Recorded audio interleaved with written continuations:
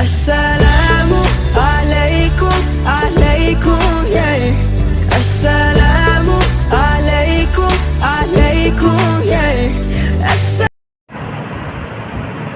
الحمد لله ولي كل نعمة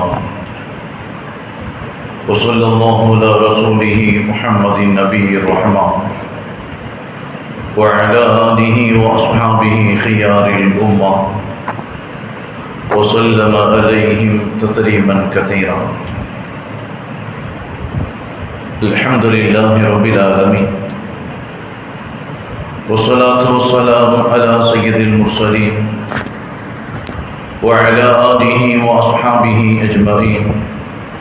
أما بعد فقد قال الله تعالى في كلامه الأعلى محكم التنزيل: أعوذ بالله من الشيطان الرجيم. بسم الله الرحمن الرحيم.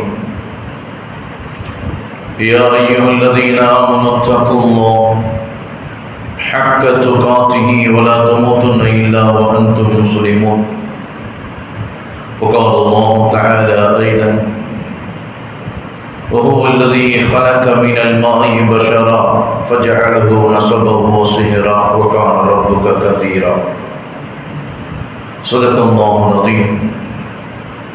عن أبي هريرة رضي الله تعالى عنه قال: سمعت رسول الله صلى الله عليه وسلم يقول: من سره أن يبسط له في رزقه وأن ينسع له في أثره فليصل رحمه، أو كما قال عليه الصلاة والسلام. رواه البخاري. அளவற்ற அருளாளன் நிகரற்ற அன்புடையோன் எல்லாம் வல்ல ஏகநாயகன் அல்லாஹ் தஆலாவின் பேரருள் அருமையான கண்மணி நாயகம் ரசூலுல்லாஹி ஸல்லல்லாஹு அலைஹி வஸல்லம் அவர்களின் மீதும் அவர்களின் உயர்வான உன்னதமான குடும்பத்தார்கள் உத்தம சத்திய சஹாபா பெருமக்கள் தாபீன்கள் தபஅத்தாபீன்கள் இமாம்கள் இறைநேசர்களான வலிமார்கள் நல்லோர்களான நம் முன்னோர்கள் நம் அனைவரின் மீது மீண்டும் உண்டாகட்டுமா. அல்லாஹ்வினுடைய மாபெரும் பேரருளால் புனிதம் நிறைந்த மாதத்தில் புனிதமான நாளில் ஜும்மாவுடைய நேரத்தில் இறை கடமையை இறை கட்டளையை நிறைவேற்றுவதற்காக அல்லாஹ்வினுடைய இல்லத்தில் நாம் அமர்ந்திருக்கின்றோம். இந்த மாதத்தில் இந்த நாளில் இந்த ஜும்மாவுடைய நேரத்தில் எந்த நன்மைகளை எந்த வாக்கியங்களை இந்த மனித சமூகத்திற்கு தருவதாக இறைவன் வாக்களித்தான். இந்த மாதத்தில் இந்த நாளில் இந்த ஜும்மாவுடைய நேரத்தில் எந்த நன்மைகளை எந்த வாக்கியங்களை நபிகள் நாயகம் ஸல்லல்லாஹு அலைஹி வஸல்லம் அவர்கள் இறைவனிடம் கேட்டு பெற்றார்களோ அத்தனை நன்மைகளையும் வாக்கியங்களையும் பெறக்கூடிய உயர்ந்த நசீபை அல்லாஹ் நம் அனைவருக்கும் தந்தருள்வானாக. வாழும் காலம் முழுக்க லா இலாஹ இல்லல்லாஹ் முஹம்மதுர் ரசூலுல்லாஹ் என்ற உயர் கலிமாவின் அடிப்படையில் வாழ்ந்து அதே கலிமாவோடு இந்த உலகத்தை விட்டு விடை பெறக்கூடிய உத்தமர்களாக அல்லாஹ் நம் அனைவரையும் ஆக்கி அருள்வானாக. கண்ணியம் நிறைந்த பெருமக்களே, அல்லாஹ் தஆலா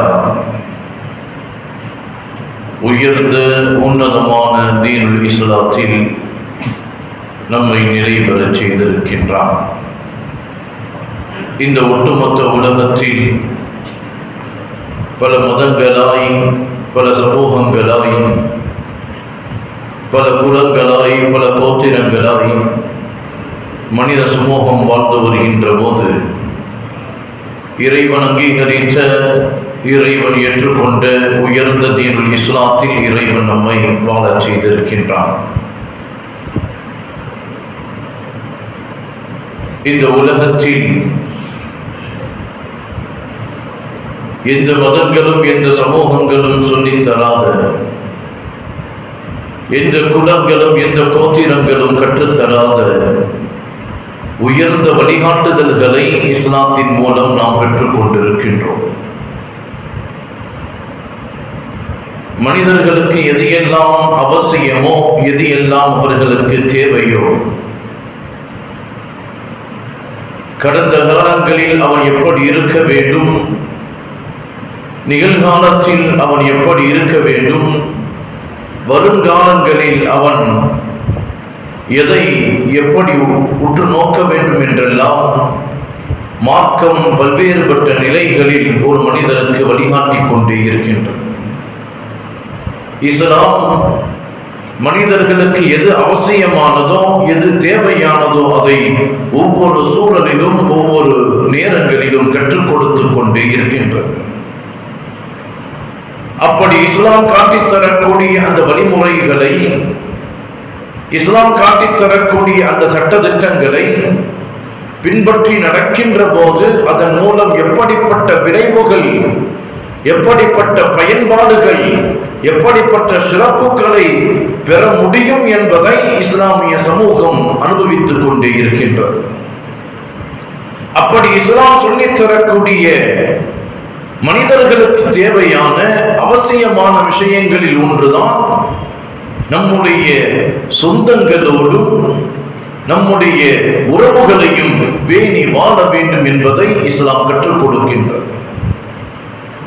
இந்த உலகத்தில் ஒரு மனிதன் எனக்கு சொந்தங்களே வேண்டாம் என்று ஒதுக்கிவிட்டு, உறவுகளே வேண்டாம் என்று ஒதுக்கிவிட்டு வாழ்ந்துவிட முடியுமா என்று சொன்னால் அதன் விடை முடியாது என்றுதான் சொல்ல வேண்டும். உறவுகள் என்பதும் சொந்தங்கள் என்பதும் பல நேரங்களில் நமக்கு சுமையாக அமையலாம், பல நேரங்களில் கஷ்டங்களை தரலாம். ஆனால் நம்முடைய சொந்தங்களும் உறவுகளும் தான் ஒவ்வொரு மனிதனின் பலம் என்பதை அவன் உணர்ந்து கொண்டே இருக்கின்றான். பல்வேறுபட்ட ஆபத்துகள் அவனுக்கு வரும்போது அந்த சொந்தங்களும் உறவுகளும் தான் கை கொடுக்கும். பல துயரங்களில், பல கஷ்டங்களில் அவன் மாட்டிக்கொள்ளும் போது நம்முடைய சொந்தங்களும் உறவுகளும் தான் நமக்கு ஆறுதலாகவே இருக்கும். நம்முடைய துன்பங்களில், நம்முடைய சிரமங்களில் நம் மீது அக்கறை எடுக்கும் ஒன்று என்று சொன்னால் அது சொந்தங்களும் உறவுகளும் என்பதை நாம் உணர்ந்து கொள்ள வேண்டும். இன்றைய காலகட்டங்களில் உறவுகளால், சொந்தங்களால் என்ன பயன் என்பதை விளங்கா, சொந்தங்களின் மூலம், உறவுகளின் மூலம் அதனுடைய அவசியத்தையும் முக்கியத்துவத்தையும் விளங்காமல் உறவுகளால் சிக்கலும் சிரமங்களும் ஏற்படுகின்றது என்று சொல்லிவிட்டு அந்த சொந்தங்களை ஒதுக்கி வைப்பவர்களை சமீப காலங்களில் பார்க்க முடிகின்றது. உறவுகளால் சிரமங்கள் ஏற்படுகின்றது என்பதை கருத்தில் கொண்டு உறவுகளை துண்டித்து வாழ்பவர்களை நம்முடைய காலங்களில் பார்க்க முடியும். எனவேதான் இஸ்லாமிய மார்க்கம் இப்படி வாழ்பவர்களையும் சொந்தங்களையும் உறவுகளையும் துண்டித்து வாழ்வதை எச்சரிக்கின்றது, கண்டிக்கின்றது. உறவுகளின் முக்கியத்துவத்தை, உறவுகளால் ஏற்படும் நன்மைகளை இஸ்லாமிய மார்க்கம் இந்த உலகத்திற்கு எடுத்துச் சொல்லிக் கொண்டே இருக்கின்றது. அருள்மறை குர்ஆன் ஷரீஃபில் பல வடிவத்தில் இறைவன் உறவுகளின், சொந்தங்களின் முக்கியத்துவத்தை மனிதர்களுக்கு போதனை செய்கின்றான். அல்லாஹ் தஆலா சொல்லும் போது வஅபுதுல்லாஹ வலா துஷ்ரிகூ பிஹி ஷைஆ, இறைவனை மாத்திரம் வணங்குங்கள், அவனுக்கு எந்த ஒன்றையும் இணையாக்கி விடாதீர்கள். இறைவன் சொல்லக்கூடிய வாசகம் வஅபுதுல்லாஹ வலா துஷ்ரிகூ பிஹி ஷைஆ, இறைவனை மாத்திரமே வணங்குங்கள், எந்த ஒன்றையும் அவனுக்கு இணையாக்கி விடாதீர்கள். அதே நேரத்தில் வபில் வாலிதைனி இஹ்சானா, இறைவனுக்கு இணை வைக்காமல் இருப்பதோடு உங்கள் வாழ்க்கையில், உங்கள் செயல்பாடுகளில், உங்கள் உறவுகளோடு, உங்கள் சொந்தங்களோடு நல்லவற்றை பகிர்ந்து கொள்ளுங்கள். வபில் வாலிதைனி இஹ்சானா, உங்களின் பெற்றோர்களுக்கு நன்மைகளை செய்யுங்கள். நல்ல செயல்பாடுகளோடு அவர்களை நீங்கள் எண்ணிக்கொள்ளுங்கள். ஒபிதில் குருபா ஒல் யதாமா ஒல் மசாக்கி ஒல் ஜாரிதில் குருபா ஒல் ஜாரில் ஜுனுபி ஒல் சாஹிபி பில் ஜம்பி ஒபனி சபீல் ஒமா மலக்கத் ஐமானுக்கும், உங்கள் பெற்றோர்களிடத்தில், உங்கள் சொந்தங்களிடத்தில், உங்கள் உறவினர்களிடத்தில், அனாதைகளிடத்தில், ஏழைகளிடத்தில், நெருங்கிய வீட்டுடையவர்களிடத்தில் அல்லது தூரத்தில் இருப்பவர்களிடத்தில் நீங்கள் நன்மை செய்து பழகுங்கள் என்பதை அல்லாஹ் அவனுக்கு வழிபடுவதோடு, அவனுக்கு கட்டுப்படுவதோடு, இந்த விஷயங்களில் எல்லாம், இவர்களிடத்தில் எல்லாம், உறவுகளிடத்தில் எல்லாம், சொந்தங்களிடத்தில் எல்லாம் நன்மை செய்து பழகுங்கள் என்பதை மனித சமூகத்திற்கு அல்லாஹ் கற்றுத் தருகின்றான். இன்னல்லாஹ லா யுஹிப்பு மன் கான முஹ்தாலன் ஃபகூரா. யார் ஒருவன் இறைவன் சொன்ன விதத்தை தாண்டி, இறைவன் கற்றுக் கொடுக்கின்ற விஷயங்களை தாண்டி இந்த உறவுகளை துண்டித்து விட்டு, சொந்தங்களை ஒதுக்கிவிட்டு யார் ஒருவன் தனக்கு மத்தியில் மற்றவர்களிடத்தில் பெருமையோடும் கர்வத்தோடும் நடக்கின்றானோ அவனை இறைவன் ஒரு காலம் நேசிக்க மாட்டான் என்பதை அருள்முறை குர்ஆன் ஷரீஃபிலேயே இறைவன் தெளிவுபடுத்துவார். இஸ்லாம் வலியுறுத்துகின்ற சமூக ஒற்றுமை மலர வேண்டும் என்று சொன்னார். இஸ்லாம் வலியுறுத்துகின்ற சமூகத்தில் உயர்வை நாம் பெற வேண்டும் என்று சொன்னால் அதன் அடிப்படை குடும்ப உறவை பேணி இருக்க வேண்டும் என்பதைத்தான் மார்க்கம் நமக்கு சொல்லித் தருகின்றது. ஒரு சமூகத்தின் உயர்ந்த உருவாக்கம் என்பது உயர்ந்த குடும்பத்தில் இருந்துதான் ஆரம்பிக்கும் என்பதை மார்க்கம் நமக்கு கற்றுத் தருகின்றது. சமூகத்தை உயர்ந்த நிலைக்கு கொண்டு செல்ல வேண்டும் என்று சொன்னால் அடிப்படையில் அந்த சமூகத்தில் உள்ள ஒவ்வொரு குடும்பமும் உயர்ந்த நோக்கத்தோடு உருவாகி இருக்க வேண்டும் என்பதை மார்க்கம் நமக்கு கற்றுத் தருகின்றது. சமூகத்தில் மாற்றம் ஏற்பட வேண்டுமா, நல்ல குடும்பங்களை உருவாக்கி இருக்க வேண்டும் என்பதை மார்க்கம் நமக்கு கற்றுத் தருகின்றது. ஆனால் துரதிர்ஷ்டவசமான ஒரு உண்மை என்ன தெரியுமா? இன்றைய சமூக சூழலில் மார்க்க ஈடுபாடுகளோடு வாழ்பவர்கள் கூட, மார்க்கத்தில் உயரிய காரியங்களை செய்பவர்கள் கூட அவர்களின் சொந்தங்களை ஒதுக்கி வைத்திருக்கின்றார்கள். குடும்ப உறவுகளை துண்டித்து வாழ்ந்து கொண்டிருக்கின்றார்கள். மார்க்கத்தில் உயர்ந்தவர்களாக தன்னை காட்டிக் கொள்பவர்கள், மார்க்கத்தில் சிறந்த சேவகர்களாக தன்னை அடையாளம் காட்டுபவர்கள் கூட சொந்தங்களையும் உறவுகளையும் துண்டித்து வாழக்கூடிய நிலையில் தான் இன்றைய சூழலை இஸ்லாமிய சமூகம் கடந்து கொண்டிருக்கின்றது. இரத்த உறவுகளை துண்டித்து விட்டு குடும்பத்தின் சொந்த பந்தங்களை ஒதுக்கி வைத்து விட்டு இடையில் ஏற்படக்கூடிய நட்பையும் இதர உறவுகளையும் தூக்கி பிடித்துக் கொண்டிருக்கின்றார்கள். நட்புகளுக்காக அல்லது இதர இடையில் ஏற்படக்கூடிய உறவுகளுக்காக கால நேரங்களை, பொருளாதாரத்தை செலவிடக்கூடியவர்கள் கூட தன்னுடைய சொந்த பந்தங்களுக்காக, தன்னுடைய குடும்பங்களுக்காக, நெருங்கிய உறவினர்களுக்காக நேரத்தை ஒதுக்குவதற்கு தயாராக இல்லை என்பதுதான் நிதர்சனமான உண்மை. ஒன்றை நாம் புரிந்து கொள்ள வேண்டும். நாம் ஏற்படுத்திக் கொண்ட நட்புகளும், நாம் ஏற்படுத்திக் கொண்ட இதர உறவுகளும் அது நாம ஏற்படுத்திக் கொண்டது. நம்மிடம் உள்ள இடையே ஏற்பட்ட நட்புகளும் சில உறவுகளும் அது நாம ஏற்படுத்திக் கொண்டது. ஆனால் இரத்த உறவுகள், சொந்த பந்தங்கள் நாம ஏற்படுத்தியது அல்ல. அது நமக்காக இறைவன் தேர்வு செய்து வழங்கியது. இவர் உன் தந்தை, இவர் உன் சிறிய தந்தை, இவர் உன் பெரிய தந்தை, இவர் உன் சகோதரன், இவர் உன் அக்கா, இவர் ஒரு தங்கை என்ற உறவுகள் எல்லாம் நாம தேர்வு செய்தது அல்ல. இறைவன் தந்த அருள் பாக்கியம் என்பதை முதலில் இந்த சமூகம் உணர கடமைப்பட்டிருக்கின்றது. இறைவன் நமக்கு கொடுத்து அந்த உறவுகளை பேணி பாதுகாப்பதற்கு முக்கியத்துவத்தோடு இந்த சமூகம் வாழ பழக வேண்டும். அப்படி இறைவன் கொடுத்து அந்த சொந்தங்களை ஒட்டி வாழ்வதும், இறைவன் கொடுத்து அந்த உறவுகளோடு பேணிக்கையாக வாழ்வதும், இறைவன் கொடுத்து அந்த சொந்த பந்தங்களை கண்ணியப்படுத்தி வாழ்வதும் இபாதத்தாக, மார்க்கத்தின் ஒரு வழக்கமாக மார்க்கம் நமக்கு எடுத்து காட்டுகின்றது.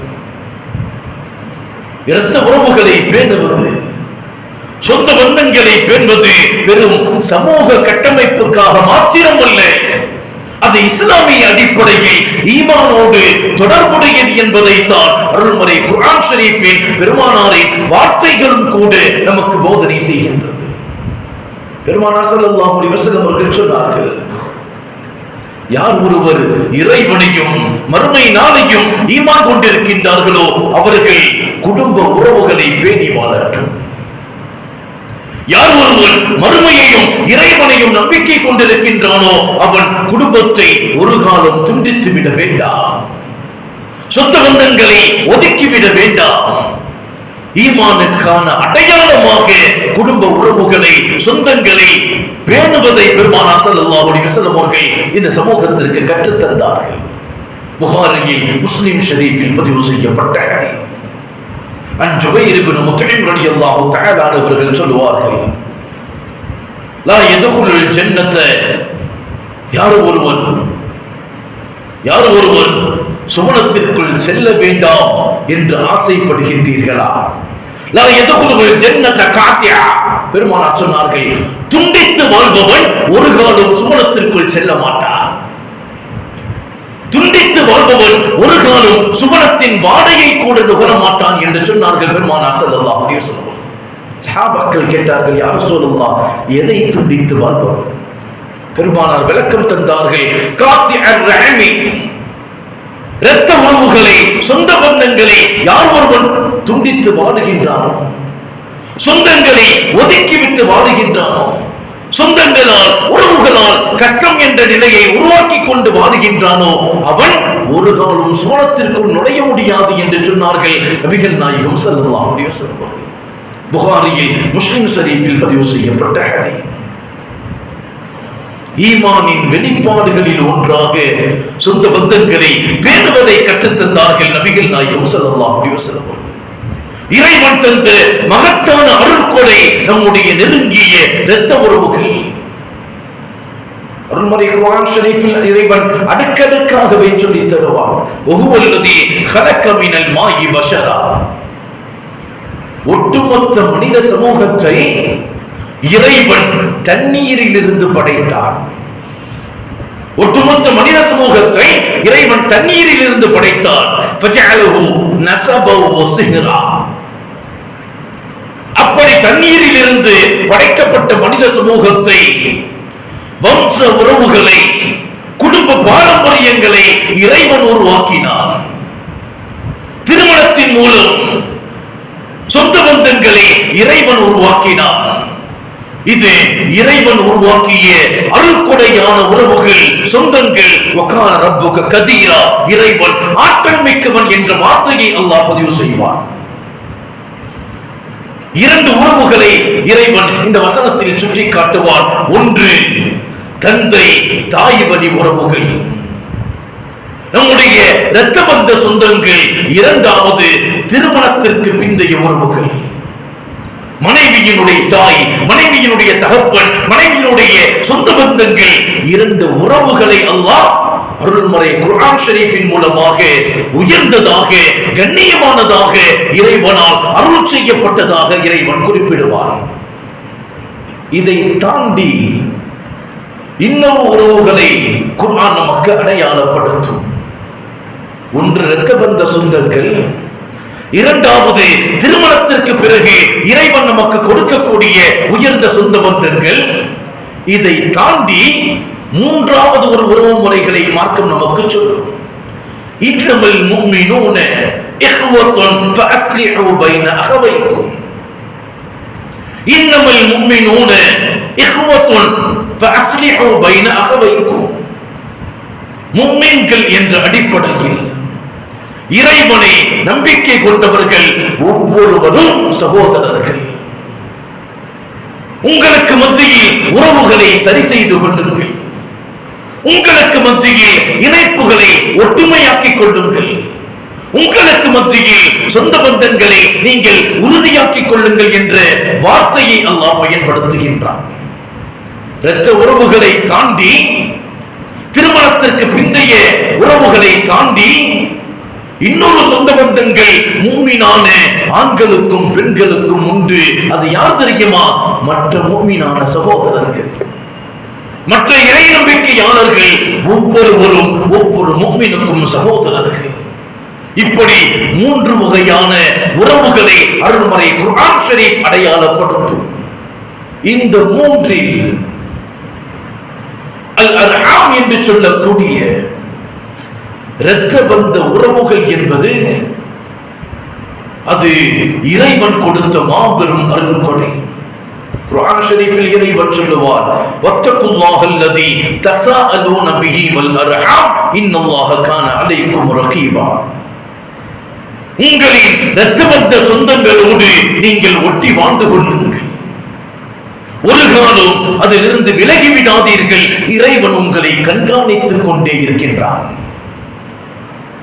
சொந்தங்களை ஒட்டி வாழ்வதை விட்டும் விலகுபவர்களை அல்லாஹ் கண்காணித்துக் கொண்டிருக்கின்றான். பெருமானார் ஸல்லல்லாஹு அலைஹி வஸல்லம் அவர்கள் சொன்ன செய்தி, அபூ ஹுரைரா ரலியல்லாஹு தஆலா அவர்கள் சொல்லுவார்கள், இன்னல்லாஹ خلق خلق حتى اذا فرغ من خلقه. இறைவன்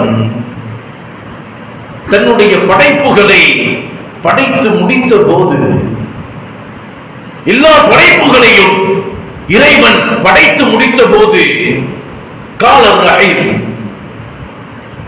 உறவு இறைவனிடம் சொன்னதா, இறைவனுடைய அரியாசனத்தை பிடித்துக் கொண்டு சொன்னதா, ஹாதா மகாமுல் ஆயிது பிக்க மினல் கஜியா. இறைவா, என்னை துண்டிப்பதை விட்டும் உன்னிடம் நான் பாதுகாப்பு கேட்கின்றேன் என்று சொன்னதா. இறைவன் தன்னுடைய படைப்புகளை படைத்து முடித்த போது, உறவு என்பது ஒரு உருவத்தில் இறைவனின் அரியாசனத்தை பிடித்துக் கொண்டு இறைவனிடம் முறையிட்டதா, இறைவா, உறவை சொந்தத்தை துண்டித்து வாழ்வதை விட்டும் உன்னிடம் நான் பாதுகாப்பு தேடுகின்றேன் என்று சொன்ன போது இறைவன் பதிலளித்தார், கால நஅம் அமா தர்தைன அன் அஸிலு பின் வஸலக வஅக்தஅ மன் கதஅக. உன்னை யார் சேர்ந்து வாழுகின்றானோ அவனோடு நானும் சேர்ந்திருப்பேன், உன்னை யார் துண்டித்து வாழுகின்றானோ அவனை நானும் துண்டித்து விடுகின்றேன் என்ற ஒரு வார்த்தை உனக்கு போதவில்லையா என்று இறைவன் கேட்டபோது அந்த உறவு சொன்னதா, இறைவா, நான் பொருந்திக் கொண்டேன். யார் ஒருவன் உலகத்தில் வாழக்கூடிய நிலையில் சொந்த பந்தங்களை இரத்த உறவுகளை பேணி வாழ்பவனோடு இறைவன் சேர்ந்திருப்பான். யார் ஒருவன் உலகத்தில் வாழக்கூடிய காலத்தில் சொந்த பந்தங்களை இரத்த உறவுகளை துண்டித்து வாழுகின்றானோ இறைவன் அவனை துண்டித்து வாழ்வான் என்ற வாக்குறுதியை கொடுத்த போது அது இறைவனை புகழ்ந்து விட்டு இறைவனின் அரியாசனத்தை விட்டதாக நபிகள் நாயகம் ஸல்லல்லாஹு அலைஹி வஸல்லம் அவர்கள் சொன்ன செய்தி புகாரி ஷரீஃபில் பதிவு செய்யப்பட்டிருக்கின்றது. பெருமானார் ஸல்லல்லாஹு அலைஹி வஸல்லம் அவர்கள் ஒவ்வொரு நிலையிலும் உறவுகளை பேணுவதை கற்றுக் கொடுத்தவர்கள். அப்துல்லாஹ் இப்னு ஸலாம் ரலியல்லாஹு தஆலா அவர்கள் நபிகள் நாயகம் ஸல்லல்லாஹு அலைஹி வஸல்லம் அவர்கள் ஹிஜ்ரத் செய்து மதீனாவிற்குள் நுழைகின்றார்கள். எல்லா மக்களும் கூடி நின்று பெருமானாரை வரவேற்பதோடு அப்துல்லாஹ் இப்னு ஸலாம் ரலியல்லாஹு தஆலா அவர்களும் அந்த கூட்டத்தில் நிற்கின்றார்கள். மதீனாவில் பெருமானார் ஸல்லல்லாஹு அலைஹி வஸல்லம் அவர்கள் நுழைகின்ற போது அவர்களின் முகம் எனக்கு தென்பட்டது. அவர்களின் முகத்தை பார்த்ததோடு நான் அறிந்து கொண்டேன், நபியின் முகம் பொய்யர்களின் முகம் அல்ல, சத்தியத்தின் வெளிப்பாடாக ஏக இறைவனின் இறை தூதர்கள் நமக்கு மத்தியில் வந்துவிட்டார்கள் என்ற எண்ணம் எனக்குள் உருவானது. அந்த சூழலில் கூட பெருமானார் ஸல்லல்லாஹு அலைஹி வஸல்லம் அவர்கள் மதீனாவிற்கு நுழைந்த நிலையோடு எங்களுக்கு மத்தியில் அவர்கள் பேசிய வார்த்தைகள் என்ன தெரியுமா? அப்துல்லாஹ் இப்னு ஸலாம் ரலியல்லாஹு தஆலா அவர்கள் சொல்வார்கள், யகூலு, அந்த நேரத்தில் பெருமானார் சொன்னார்கள், அஃப்ஸு ஸலாம், ஸலாத்தை பரப்புங்கள், சமாதானத்தை பரப்புங்கள், வஅத்இமுத் தஆம், உணவு இல்லாதவர்களுக்கு உணவை கொடுங்கள், வஸிலுர் ரஹாம், சொந்த பந்தங்களோடு சேர்ந்து வாழுங்கள். வசல்லு நாசவனியா, எல்லாரும் உறங்கிக் கொண்டிருக்கக்கூடிய வேளையில் கூட இறைவனை நீங்கள் நின்று வணங்குங்கள் என்ற வார்த்தையை எங்களுக்கு மத்தியில் போதித்தார்கள். இதை செய்தால் மாத்திரமே போதும். ததுகுல் ஜன்னத பிஸ்ஸலாம், சலாமத்தான முறையில் நீங்கள் சுவனத்திற்குள் நுழைந்து விடுவீர்கள் என்று மதீனாவிற்கு நுழைந்த பெருமானார் ஸல்லல்லாஹு அலைஹி வஸல்லம் அவர்கள் சலாத்தை பரப்புவதையும், இல்லாதவர்களுக்கும் ஏழைகளுக்கும் உணவு கொடுத்து ஒத்தாசையாக வாழ்வதையும், சொந்த பந்தங்களை பேணி வாழ்வதையும், இரவு நேரங்களில் இறைவனை நின்று வணங்குவதையும் எங்களுக்கு மத்தியில் போதனை செய்தவர்கள் நபிகள் நாயகம் ஸல்லல்லாஹு அலைஹி வஸல்லம். இதை செய்தால் மாத்திரமே போதும், இலகுவாக சுவனத்திற்குள் உங்களால் நுழைந்து விட முடியும் என்று சொன்னார்கள் பெருமானார் ஸல்லல்லாஹு அலைஹி வஸல்லம். உறவுகளை பேணுவது என்பது சாதாரணமான ஒன்று அல்ல. உறவுகளோடு இணைந்து வாழ்வது என்பது சாதாரணமான ஒன்று அல்ல. நமக்கு மத்தியில் அது ஏதோ உலகத்தின் காரியத்தை போன்று தெரிந்திருக்கலாம். ஆனால் நாளை மறுமையில் நாம் இணைந்து வாழ்ந்து, நாம் சேர்ந்து வாழ்ந்து, உறவுகளும் இரத்த சொந்த பந்தங்களும் மறுமையில் நமக்கு மத்தியில் வந்து நிற்கும். இப்னு அப்பாஸ் ரலியல்லாஹு தஆலா அவர்கள் சொல்லக்கூடிய செய்தி, கால குல்ல ரஹிம ஆசியத்துன் யௌமல் கியாமா அமாமா ஸாஹிபஹா, ஒவ்வொரு மனிதனுக்கு முன்னால் சொந்த பந்தம் என்ற உறவுகள் என்ற ஒரு உருவம் அவனுக்கு முன்னால் வந்து நிற்கும். சொல்லும் இறைவனிடத்தில் தஷ்ஹது லஹு பிஸ்ரத்தி இன் கான வஸலா, உலகத்தில் வாழக்கூடிய சூழலில் நீ உன் சொந்தங்களை அண்டி வாழ்ந்திருந்தால், உன் உறவுகளை பேணி வாழ்ந்திருந்தால், உன் இரத்த பந்த அந்த உறவுகளோடு நீ இணக்கமாக வாழ்ந்திருந்தால், நாளை மறுமையில் இறைவனுக்கு முன்னால் அது உனக்காக சாட்சி சொல்லும்.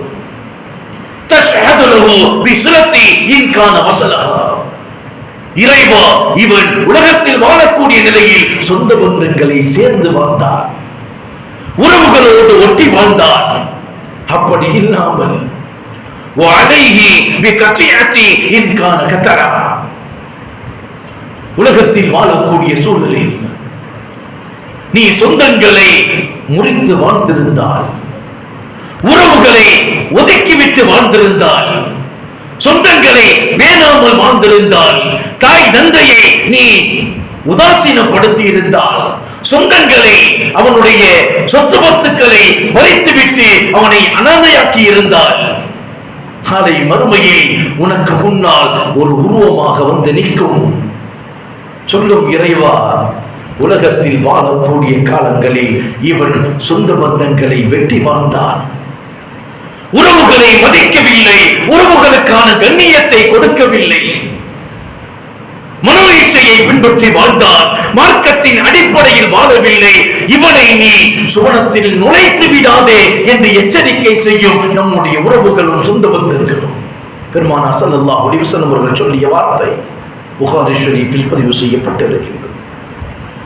ஒரு சஹாபி வந்தார்கள், யா ரசூலல்லாஹ் அக்பிர்னி பிஅமலி யதுகுலில் ஜன்னah, நான் சுவனத்தில் இலகுவாக நுழைவதற்கு சில அமல்களை, சில காரியங்களை எனக்கு கற்றுத்தாருங்கள்.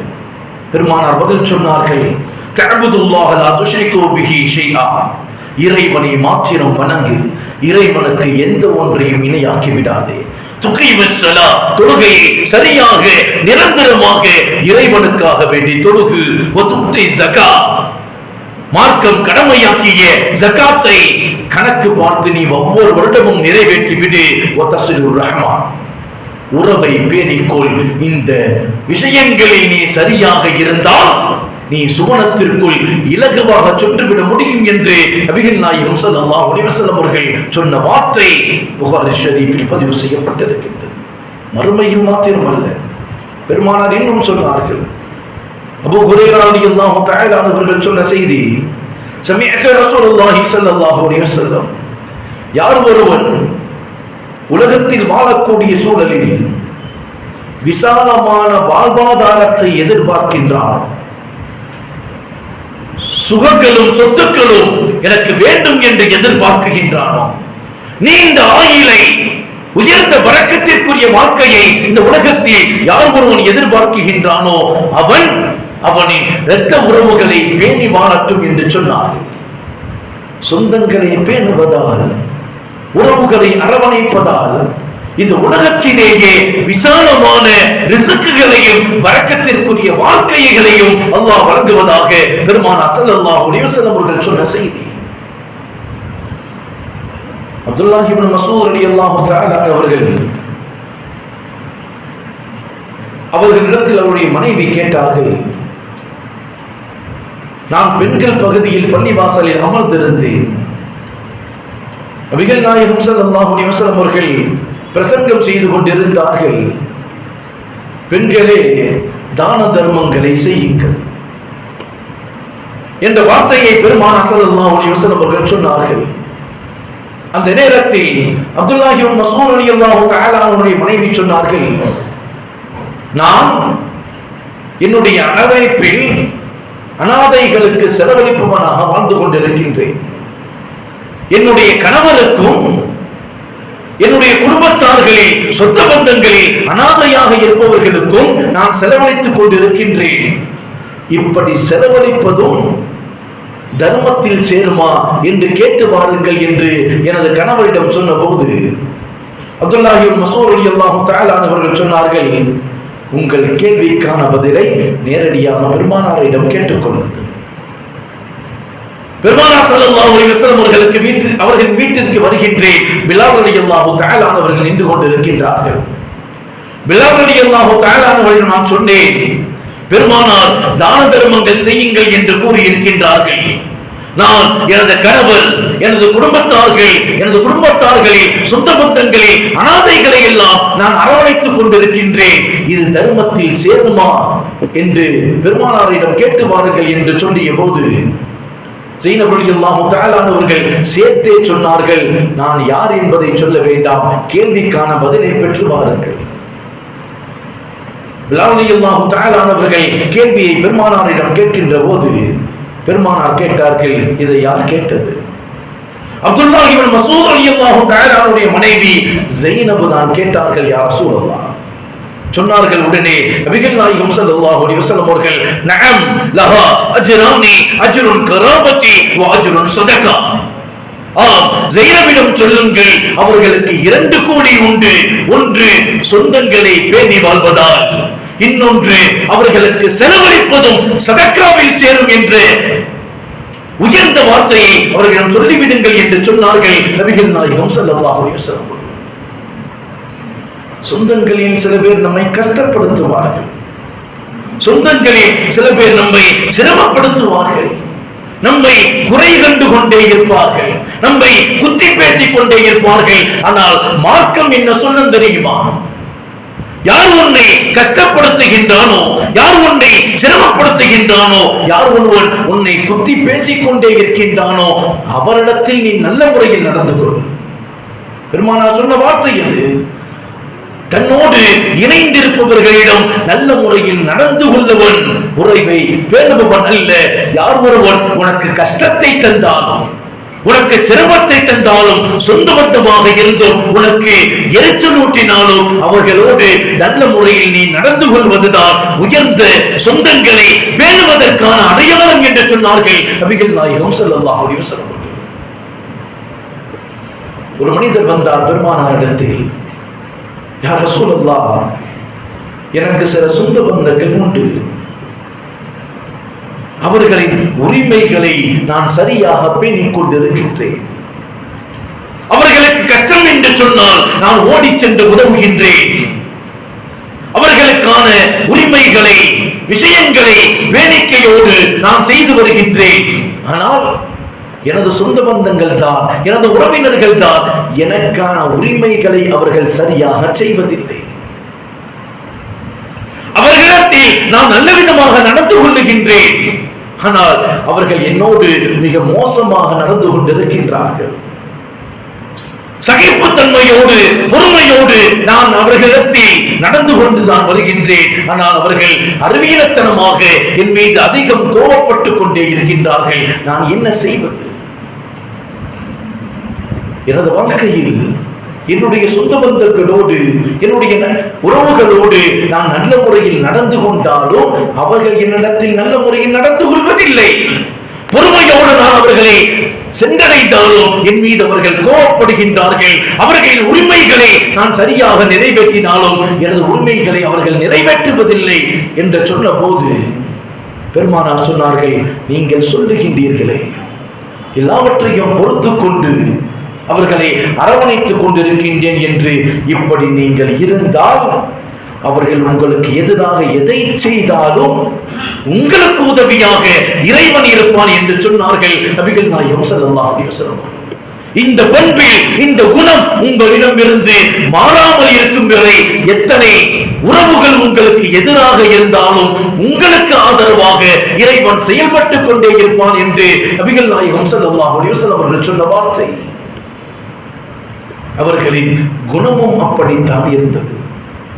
பெருமானார் ஸல்லல்லாஹு அலைஹி வஸல்லம் அவர்கள் நுபுவத்தை பெற்றதோடு பதற்றத்தோடு ஓடி வந்தார்கள் அல்லவா? வீட்டிற்குள் நுழைந்த பெருமானார் ஸல்லல்லாஹு அலைஹி வஸல்லம் அவர்கள் ஜம்மிலூனி ஜம்மிலூனி, என்னை போற்றுங்கள், ஏதேனும் ஆகிவிடுமோ என்று பதற்றம் எனக்குள் இருக்கின்றது, ஏதேனும் சோதனைகள் வந்துவிடுமோ என்று கவலை எனக்குள் இருக்கின்றது என்ற பதற்றத்தோடு வீட்டிற்குள் நுழைந்த பெருமானார் ஸல்லல்லாஹு அலைஹி வஸல்லம் அவர்களை ஆசுவாசப்படுத்திய அன்னை ஹதீஜா ரலியல்லாஹு தஆலா அன்ஹா சொன்ன வார்த்தையும் அதுதான். சொன்னார்கள், யா ரசூலல்லாஹ், ஏன் இவ்வளவு பதட்டம்? லா யுஹ்ஸீகல்லாஹு அபதா, இறைவன் உங்களை ஒரு காலம் இழிவுபடுத்த மாட்டான். நீங்கள் இல்லாதவர்களுக்கு உழைக்கின்றீர்கள், கஷ்டப்படுபவர்களுக்கு அவர்கள் சிரமங்களை நீக்குகின்றீர்கள், சொந்தங்களை சேர்ந்து வாழுகின்றீர்கள், உங்களுக்கு ஒருபோதும் இழிவு வராது என்று சொன்னார்கள் அன்னை ஹதீஜா ரலியல்லாஹு தஆலா. அன்பானவர்களே, சொந்தங்கள் என்பது இறைவன் கொடுத்த உயர்ந்த உன்னதமான பாக்கியம். பெருமானார் ஸல்லல்லாஹு அலைஹி வஸல்லம் அவர்கள் அலி ரலியல்லாஹு தஆலா அன்ஹுடைய தாயார் அஸ்மா பின்த் அஸத் ரலியல்லாஹு தஆலா அன்ஹா அவர்கள் மரணம் அடைந்திருக்கின்றார்கள். அலி ரலியல்லாஹு தஆலா அவர்களின் தாயார் அஸ்மா பின்த் அஸத் ரலியல்லாஹு தஆலா அன்ஹா அவர்கள் மரணம் அடைந்திருக்கின்றார்கள். அலி ரலியல்லாஹு தஆலா அவர்களின் வீட்டிற்கு வந்த பெருமானார் ஸல்லல்லாஹு அலைஹி வஸல்லம் அவர்கள் ஜனாசாவாக இருந்த அந்த தாயின் முகத்தை பார்த்துவிட்டு தலைமாட்டில் அமர்கின்றார்கள். அமர்ந்த பெருமானார் சொன்னார்கள், அன்னையே, உங்கள் வயிற்றில் நான் பிறக்கவில்லை என்று சொன்னாலும் என்னை வளர்த்த தாயார், உங்கள் வயிற்றில் நான் பிறக்கவில்லை, ஆனால் நீங்களும் எனது தாயை போன்றவர்கள் தான். இறைவன் உங்களுக்கு அருள் செய்வார். என்னை வளர்க்கக்கூடிய காலங்களில் நீங்கள் பசித்திருந்து எனக்கு உணவு கொடுத்தீர்கள், நல்ல உணவுகளை எனக்கு தந்துவிட்டு சாதாரணமான உணவுகளை நீங்கள் உண்டீர்கள், கண்டலான பிந்த ஆடைகளை நீங்கள் உடுத்திக் கொண்டு எனக்கு உயர்தரமான ஆடைகளை அணிந்து மகிழ்ந்தீர்கள். இது எல்லாம் நான் இறைவனின் தூதுவர் என்பதை அறிந்துதான் நீங்கள் செய்தீர்கள். அல்லாஹ் உங்களை புரிந்து கொள்வார் என்று சொல்லிவிட்டு கற்பூரம் கலந்த நீரில் சிறிது நேரம் கையை வைத்திருந்தார்கள். பின்பு அந்த நீரால் அந்த தாயாரை குளிப்பாட்ட சொல்லிவிட்டு தனது மேலாடையை கலற்றி கொடுத்தார்கள். இதை என் தாயாருக்கு கஃனாக அனுப்பியுங்கள். நேராக கபரஸ்தானுக்கு சென்ற பெருமானார் ஸல்லல்லாஹு அலைஹி வஸல்லம் அவர்கள் தனது கையால் அந்த தாயாருக்காக கபரின் குழியை தோண்டுகின்றார்கள். தோண்டி முடித்ததோடு கபருக்குள் இறங்கிய பெருமானார் ஸல்லல்லாஹு அலைஹி வஸல்லம் அவர்கள் கபரில் படுத்து இங்கும் அங்குமாக உருளுகின்றார்கள். கபருக்கு இறந்து அமர்ந்த பெருமானார் ஸல்லல்லாஹு அலைஹி வஸல்லம் அவர்கள் பிரார்த்தனை செய்தார்கள், இறைவா, என் அன்னை ஃபாத்திமா பின்த் அஸத் ரலியல்லாஹு தஆலா அவர்களை மன்னித்தருள்வாயாக, மறுமையில் அவர்களுக்கான ஆதாரத்தை உறுதிப்படுத்துவாயாக. இந்த உலகத்தில் வாழும் காலத்தில் என்னுடைய அன்பை பெற்றவர் எனது தாயார், அவர்களுக்கு உனது கிருபையை வழங்குவாயாக என்று சொல்லிவிட்டு கபரில் இருந்து வெளியே வந்து ஜனாசாவை தொலை வைக்கின்றார்கள். இறுதியாக அபூபக்கர், அப்பாஸ் ரலியல்லாஹு தஆலா அவர்கள் போன்றவர்களோடு இறங்கி கபருக்குள் அவர்களை அடக்கம் செய்ததோடு சஹாபாக்கள் கேட்டார்கள், யா ரசூலல்லாஹ், இதுவரையும் இப்படி ஒரு நிகழ்வை நாங்கள் பார்த்ததில்லை. கபரை நீங்களே தோண்டுகின்றீர்கள், கபருக்குள் படுத்து இங்கும் அங்கு உணர்கின்றீர்கள், இறுதியில் கபருக்குள் அமர்ந்து பிரார்த்தனை செய்தீர்கள், என்ன காரணம்? சொன்னார்கள் நபிகள் நாயகம் ஸல்லல்லாஹு அலைஹி வஸல்லம் அவர்கள், அபூ தாலிபின் மரணத்திற்கு பிறகு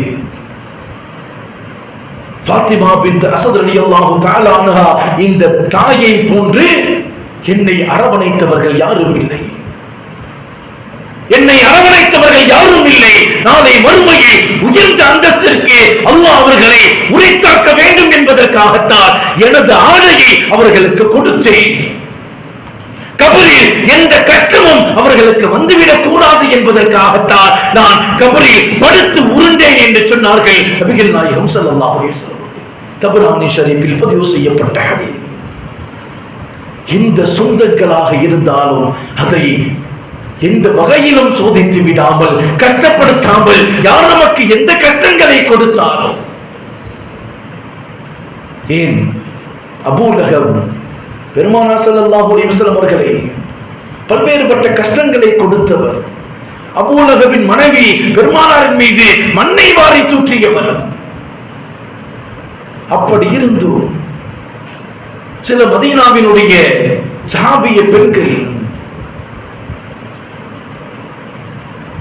துர்ரா பின் அபூ லஹபின் மகள் அவர்களை சில கெட்ட வார்த்தைகளால் திட்டிய போது கூட பெருமானார் ஸல்லல்லாஹு அலைஹி வஸல்லம் அவர்கள் அந்த சஹாபிய பெண்களை அழைத்து கடுமையாக எச்சரித்த வார்த்தைகள் ஹதீஸுகளில் உண்டு.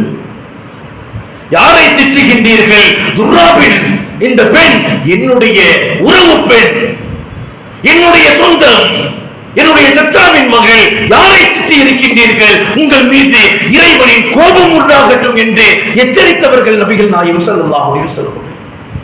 எவ்வளவு கஷ்டங்களை கொடுத்ததாக இருந்தாலும் அவர்களுக்காக உபகாரமாக நடந்து கொண்டவர்கள் நபிகள் நாயகம் ஸல்லல்லாஹு அலைஹி வஸல்லம்.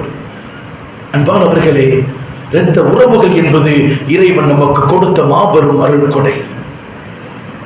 நாம் இடையில் ஏற்படுத்தக்கூடிய நட்புகளும் ஏனைய உறவுகளும் நாம ஏற்படுத்திக் கொண்டதே தவிர இறைவனால் நமக்கு தரப்பட்டவை அல்ல.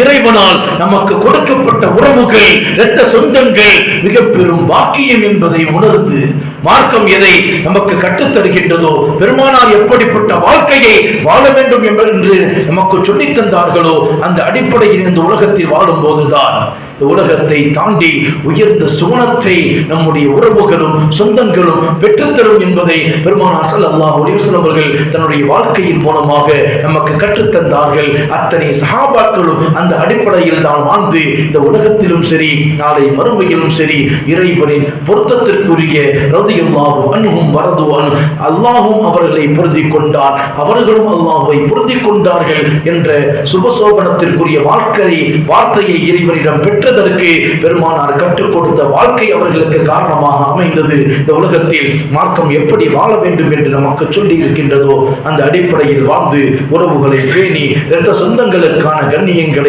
மரியாதைகளையும் கொடுத்து உயர்ந்த சுகுணத்திற்கு சொந்தக்காரர்களாக அல்லாஹ் நம் அனைவரையும் ஆக்கியருள்வானாக.